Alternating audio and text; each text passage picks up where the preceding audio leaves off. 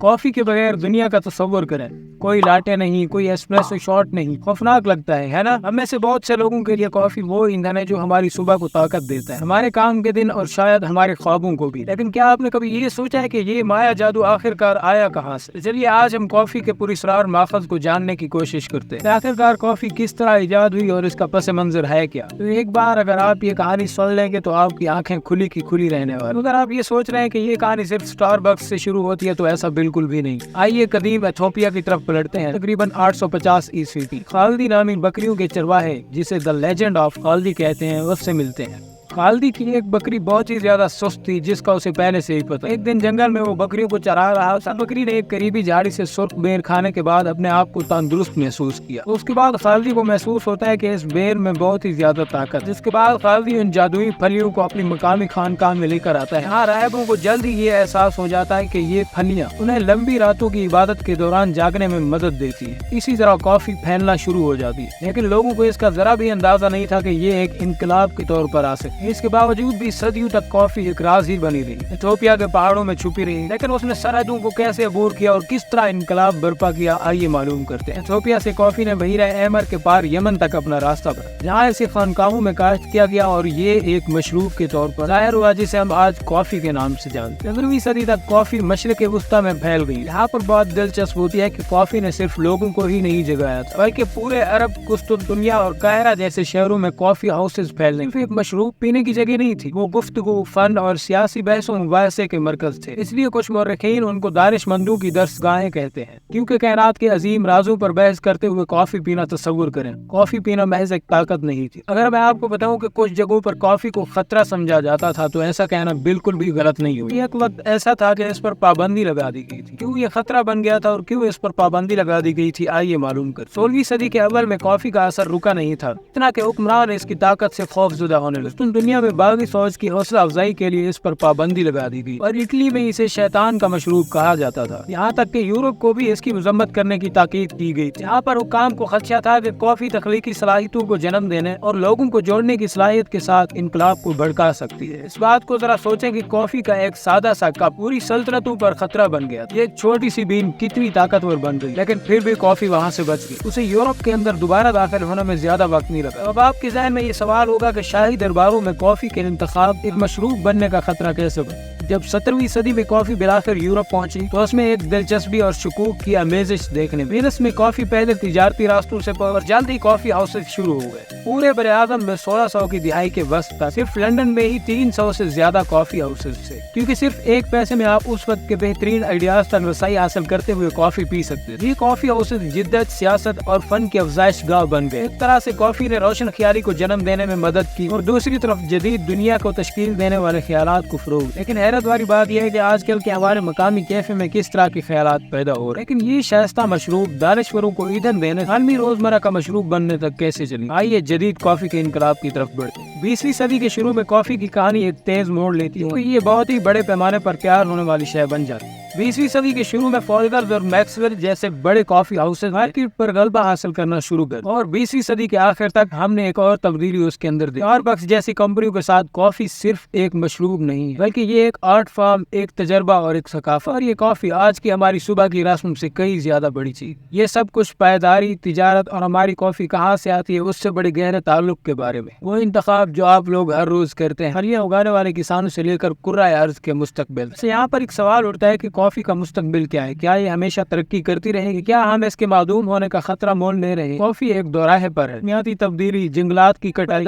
کھیتوں کے طریقوں سے کافی کے مستقبل کو بہت ہی زیادہ خطرہ ہے۔ ہم لوگ جانتے ہیں کہ کچھ سائنسدانوں نے پیش گوئی کی ہے 2050 تک کافی کو اگانے کے لیے استعمال ہونے والی آدھی زمین ناقابل استعمال ہو جائے۔ لیکن یہاں پر ایک دلچسپ بات یہ ہے کہ ابھی بھی امید باقی ہے۔ ہر کاشتکاری میں نئی اختراعات کافی کی پیداوار، صارفین کی بیداری ان چیلنجوں کا مقابلہ کرنے میں مدد کر رہی ہے۔ اگلی بار جب آپ اپنے پسندیدہ مرکب کا ایک گھونٹ، یاد رکھیں کہ کافی محض ایک مشروب نہیں، یہ ایک ایسا سفر ہے جو صدیوں براعظموں اور ثقافتوں پر محیط ہے، اور اس کا مستقبل وہ آپ کے ہاتھ میں ہے۔ تو اب جب کہ آپ کافی کے پیچھے کی ناقابل یقین کہانی کو جانتے ہیں تو میں آپ کو چیلنج کرتا ہوں، مستقبل میں آپ کا کیا کردار ہو؟ نیچے کمنٹ سیکشن میں بتائیں کہ اگلے 50 سالوں میں کافی کی ترقی کیسے ہو، اور ان کہانیوں میں مزید گہرا غوطہ لگانے کے لیے سبسکرائب کرنا نہ بھولیں۔ ایسے پریشان نہ ہوں، خالدی کی بکریاں اب بھی ٹھیک ہے اور اپنے کیفے میں اچھل کود رہی ہے۔